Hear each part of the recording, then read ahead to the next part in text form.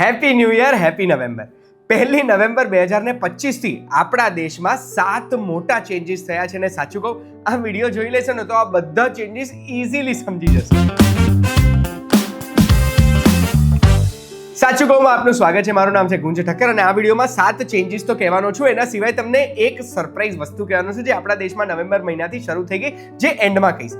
હવે સૌથી પહેલા નવેમ્બર 2025 થી પહેલો મોટો ચેન્જ શું થયો છે? તો એ ચેન્જ થયો છે આપણા બેંક એકાઉન્ટમાં નોમિનેશન ફેસિલિટીમાં.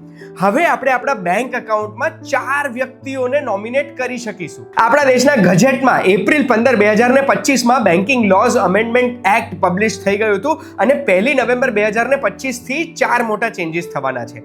સૌથી પહેલા તો જેમ મેં તમને કીધું એમ આપણે હવે આપણા બેંક એકાઉન્ટમાં 4 વ્યક્તિઓને નોમિનેટ કરી શકીશું. હવે આ જે નોમિનેશન હશે ને એ સિમ્પલ નથી, થોડુંક કોમ્પ્લિકેટેડ છે. અહીંયા મારી જોડે રહેજો તમે.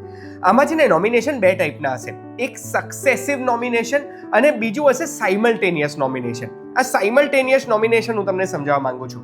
સાયમલ્ટેનિયસ નોમિનેશન એટલે આપણા બેંક એકાઉન્ટમાં એક જ સાથે આપણે 4 વ્યક્તિઓને આપણા બેંક એકાઉન્ટમાં જે અમાઉન્ટ છે એનો શેર સાયમલ્ટેનિયસલી એક જ સાથે નોમિનેટ કરીને આપી શકીશું. ઉદાહરણ તરીકે માની લો મારા બેંક એકાઉન્ટમાં 1 લાખ રૂપિયા છે. હવે નોમિનીઝમાં હું સાયમલ્ટેનિયસ નોમિનેશન કરું છું અને એક જ સાથે મારા વાઈફ અને મારા બાળક બંનેઓને નોમિનેટ કરવા માંગુ છું. અને મારા વાઈફના નામે જો 70% નોમિનેટ કરું છું અને 30% મારા બાળકને નોમિનેટ કરું છું, તો ના કરે ઉપરવાળા મને કંઈ થઈ ગયું તો એવા સંજોગોમાં મારા બેંક એકાઉન્ટમાં જેટલા પૈસા છે એના 70% એટલે 1 લાખના 70%, 70,000 રૂપિયા મારા વાઈફને જશે અને 30% એટલે 30,000 મારા બાળકને જશે. પણ સક્સેસિવ નોમિનેશન આવી રીતે કામ નથી કરતું. સક્સેસિવ નોમિનેશનમાં શું થાય છે કે હું એક સક્સેશન આપું છું, એક રેન્કિંગ આપું છું કે અગર જો મને કંઈ થઈ જાય છે તો પહેલું નોમિની આ, રેન્ક નંબર 1 આ, પણ જો એમની પણ હયાતી નથી રહેતી તો રેન્ક નંબર 2 આ. એનો મતલબ એ છે કે સક્સેસિવ નોમિનેશનમાં જે વ્યક્તિને મેં નોમિનેટ કર્યા છે એમની હયાતી હશે તો એમને જશે પૂરેપૂરી રકમ, પણ જો એમની હયાતી નથી તો એના પછી સક્સેશનમાં લિસ્ટમાં બીજું નામ જે હશે એમને જશે. આ સક્સેસિવ નોમિનેશનમાં પણ 4 વ્યક્તિ સુધી આપણે નોમિનેટ કરી શકીએ છીએ. એટલે બેંક લોકર હશે, બેંક લોકરમાં નોમિનેશનમાં આપણે અત્યાર સુધી એક જ વ્યક્તિને નોમિનેટ કરી શકતા હતા, પણ હવે બેંક લોકરમાં પણ આપણે સક્સેસિવ નોમિનેશન કરી શકીશું. પછી ડિપોઝિટ એકાઉન્ટમાં આપણે કાં તો સિલેક્ટ કરી શકીએ સક્સેસિવ નોમિનેશન કે પછી સાયમલ્ટેનિયસ નોમિનેશન. હવે આ બધા જે નોમિનેશનના નિયમો બદલાયા છે આપણી બેંક પણ આપણને ફોન કરીને ઇન્ફોર્મ કરશે, પણ આ મેં તમને પહેલા કરી દીધું. પછી બીજા ચેન્જીસ આવ્યા છે ફાસ્ટેગમાં. ફાસ્ટેગમાં શું ચેન્જ આવ્યો છે તો નો યોર વેહિકલ. એ શું છે કે દર 3 વર્ષે આપણે આપણા વેહિકલના આગળ પાછળ ને સાઈડના ફોટો અપલોડ કરવા પડતા હોય છે ફાસ્ટેગના ડેટાબેઝમાં. એની સાથે સાથે આપણે આપણા આરસી બુકનો પણ એક ફોટો અપલોડ કરવાનો હોય છે. એ દર 3 વર્ષે ના કરીએ તો આપણું ફાસ્ટેગ ડિસકન્ટિન્યુ થઈ જાય છે. તો અગર આપણે નો યોર વેહિકલ નથી કરાયું તો આ મહિને આપણે નો યોર વેહિકલ કરાવી દેવું પડશે. હવે NHAI એ નો યોર વેહિકલના રૂલ્સ પણ સિમ્પ્લિફાઈ કરી દીધા છે. એનો મતલબ એ છે કે આપણે ખાલી ગાડીનો આગળનો ફોટો સબમિટ કરીશું જેમાં ફાસ્ટેગ દેખાય છે, ગાડીની નંબર પ્લેટ દેખાય છે તો ચાલશે. અને આરસી બુક સબમિટ નથી કરવી તો વાહન ડેટાબેઝમાંથી આરસી ફેચ થઈ જશે, કારણ કે આપણે આપણા વાહનનો ચેસી નંબર તો લખ્યો જ છે.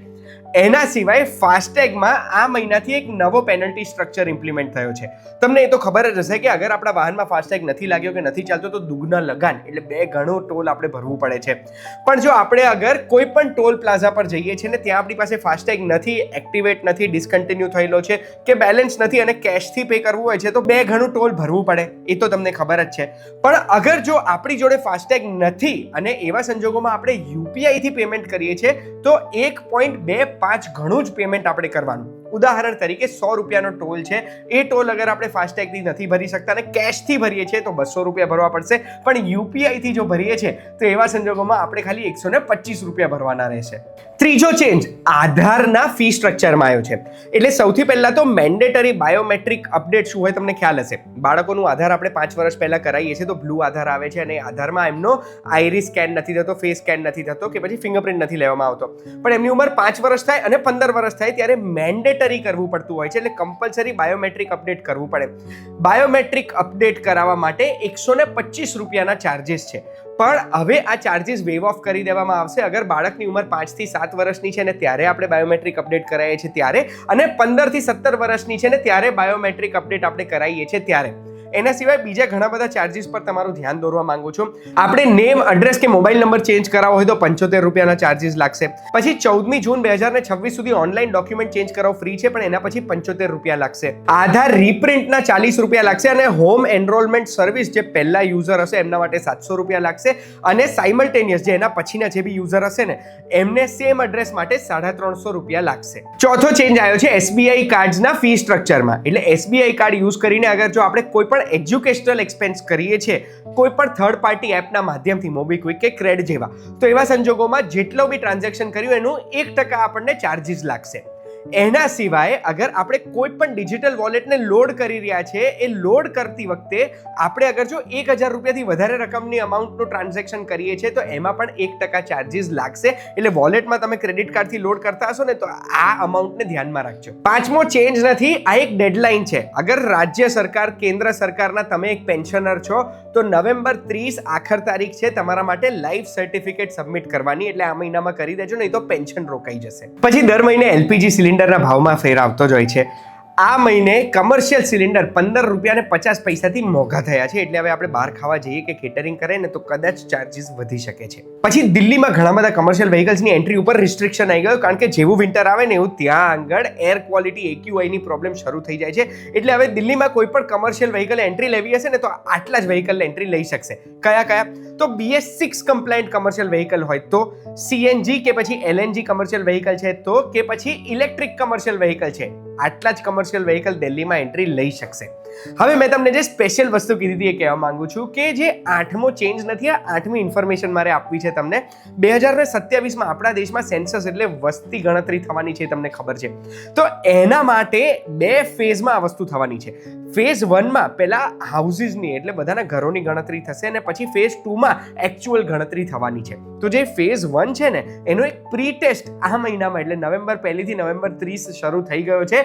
એનો મતલબ એ છે કે એવા સેમ્પલ જિલ્લા હશે જે જિલ્લાની અંદર હાઉસ લિસ્ટિંગનું તૈયારીઓ થશે અને હાઉસ લિસ્ટિંગ કરવામાં આવશે આપણા દેશના દરેક રાજ્ય અને યુનિયન ટેરિટરીમાં. બેસિકલી તમારા ઘરે કદાચ કોઈ આવી શકે છે તમારા હાઉસનું લિસ્ટિંગ કરવા માટે. એટલે અગર તમારા ત્યાં આવે છે તો કોઓપરેટ કરજો, પણ યાદ રાખજો આવા સંજોગોમાં સ્કેમર્સથી બચીને રહેવાનું. Personal information, OTP, credit card detail આ બધું આપી ના દેતા.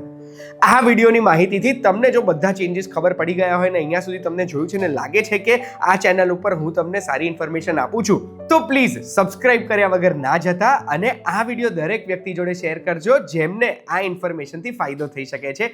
આપણે ફરી મળતા રહીશું.